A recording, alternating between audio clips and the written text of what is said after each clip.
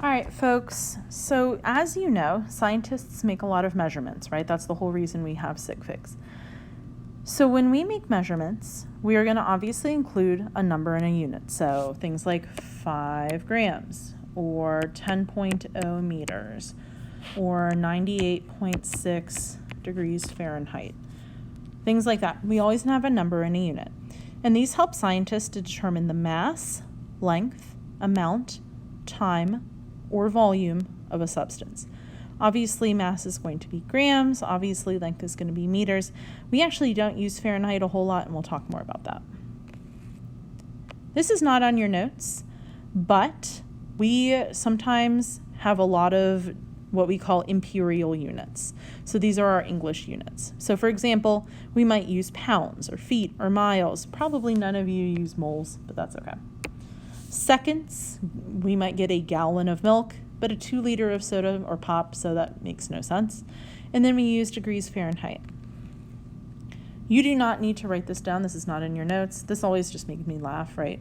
Americans will measure with anything but the metric system, right? The size of 6 to 7 washing machines is not a very helpful dimension when I'm trying to figure this out, although that is a pretty large sinkhole. This is not in your notes. We know that the historical derivation of the word foot was the ruler's foot, and that's not super helpful because the ruler sometimes changes. Or imagine being the person to count this. 1 mile is equal to 1,000 paces is counted as on every other step. So not super helpful in terms of defining that. Fahrenheit, we set our 0 arbitrarily because it was the lowest temperature recorded in Danzig, Germany during the winter of 1708. And that's how we determined what 0 was. So again, not super helpful. So this is where I'm going to kind of stop. You can pause the video here because you've got a decent amount of writing to do here, and I'm going to get rid of some of our abbreviations as well. I might not actually. There we go. So you can see we're not going to use English very much in here in terms of conversions, in terms of units, but they're probably what we're most familiar with. We're realistically going to use the metric system in here. So we'll be measuring mass in grams, length in meters, volume in liters, time in seconds, and then temperatures in degrees Celsius. You guys can see here that seconds is common to the SI, metric, and English units, but basically everything else is a little bit different. Okay, so these are the ones that we're going to be using, but the SI units or System International units are helpful for us to document as well.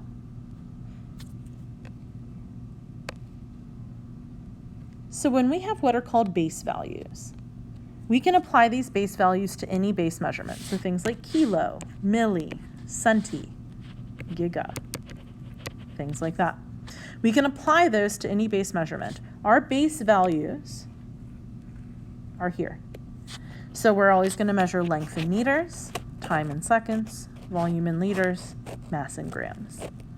We always know that we can attach those prefixes. So I could have a gram, or I could have a kilogram. I know that I could have a meter, or I could have a centimeter. And so when we use those prefixes, the kilo or the centi or things like that, we can easily express much larger or smaller values than our base unit. So we're going to actually hop out of here for a second. You guys are either going to get or have access to a cheat sheet. Okay? So you'll have your own version of this. And for a second, I'm going to I'm not going to do anything there. I'm going to blow up the table here. Okay.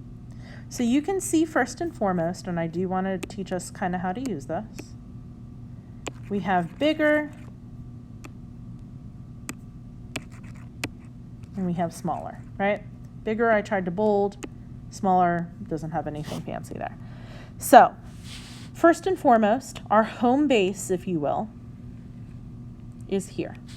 Our base units are grams, so lowercase g, meters, lowercase m, liters, capital L, and then seconds, you can either do lowercase s or you can have SEC. So those are our base units. We can attach any of these prefixes to determine a bigger or small number. So when I say, for example, let's look at kilo. 1K with a blank equals 1,000 base units.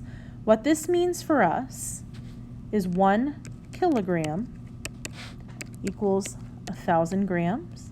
It also means that 1 kilometer equals 1,000 meters, right? We know that this is bigger than our base unit, so we know that 1 kilogram is bigger than 1 gram. We know that 1 kilometer is bigger than 1 meter because of the kilo attached there. I also know, going the other way, let's pick milli for example. I know it says that 1,000 milli with a blank equals 1 base unit.